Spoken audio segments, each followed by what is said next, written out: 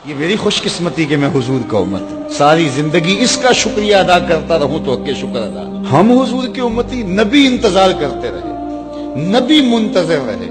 حضرت عیسیٰ نے تو نام بھی بتا دیا نا، لوگوں میں جا رہا ہوں چلو نام بھی بتا دیتا ہوں، میرے بعد جو آنے والا اس کا نام احمد ہوگا. نبی انتظار کرتے رہے، 12 نبیوں نے انتظار کیا حضور کی امت میں ہونے کے لیے، تمنا کی. نستورہ راہب انتظار کرتا رہا، بحیرہ راہب انتظار کرتا رہا، زندگیاں گزار دی انہوں نے. سلمان فارسی کی کہانی سن لو، مجوسی کے بیٹے تھے، حق کی طلب میں نکلے، باپ نے گھر سے نکال دیا.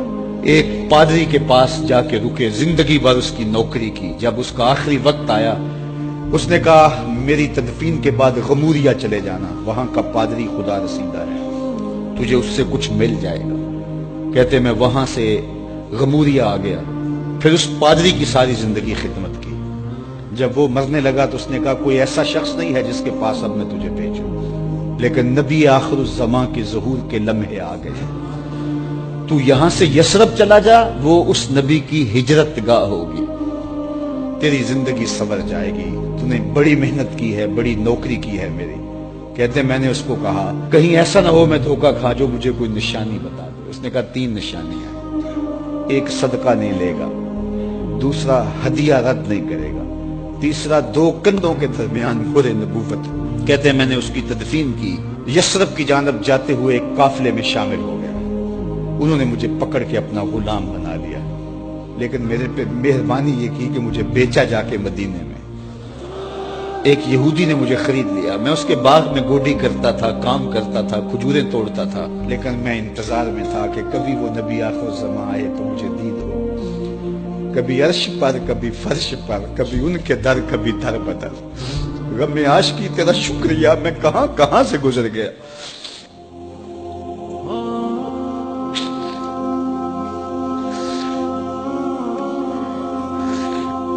کہتے ہیں ایک دن میں اپنے باغ میں کھجوریں توڑ رہا تھا کہ ہواؤں میں مستی پیدا ہو گئی اور ہر سمت سے طلع البدر علینا کی صدائیں گونجنے لگی. میں سمجھ گیا کہ وہ لمحے آ گئے. میں نے چھلانگ لگا دی اور دوڑ پڑا. میرے آقا نے سمجھا شاید غلام بھاگ گیا، اس نے دوڑ کے مجھے پکڑ لیا. میں نے اس کو کہا کہ میں نوکر تیرا ہی ہوں، لیکن دل نوکر کسی اور کا ہے، میں بھاگوں گا نہیں، مجھے جانے دے.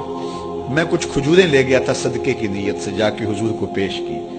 آقا کریم نے فرمایا ہم نبی صدقہ نہیں لیتے. کہتے ہیں نشانی ایک پوری ہوگی. کہتے ہیں کہ میں کچھ دنوں کے بعد اور کھجوریں لے گیا اور میری نیت ہدیہ کی تھی، میں نے پیش کی، حضور نے قبول فرما لی. لیکن میں بھی کہتا تھا تیسری نشانی بھی پوری ہو لے تو پھر مانوں گا. اور وہ کیا تھی؟ 2 کندھوں کے درمیان مہر نبوت. کہتے ہیں ایک دن حضور میرے باغ میں آئے اور آقا کریم نے اپنے مبارک کندھے پہ چادر رکھی ہوئی تھی اور چادر کی اوٹ میں مہر نبوت چھپی ہوئی تھی، اور میں پیچھے ہو کے دیکھتا تھا. اور میری آرزو یہ تھی کہ کوئی تیز جھونکا ہوا کا آئے اور چادر ہٹ جائے اور میں مہر نبوت کی زیارت کر لوں. حضور میرے ارادہ قلب سے آگاہ ہوئے. فَأَلْقَى إِلَيَّ رِدَاءَهُ، حضور نے چادر اتار کے میری جانب پھینکی اور پھر ایسے رخ کر کے فرمایا انظر الی ما امرت بہ. اس پادری نے جو بتایا تھا دیکھ لے آ کے. تو کہا میں نے دیکھا کہ حضور کے کندھوں کے درمیان.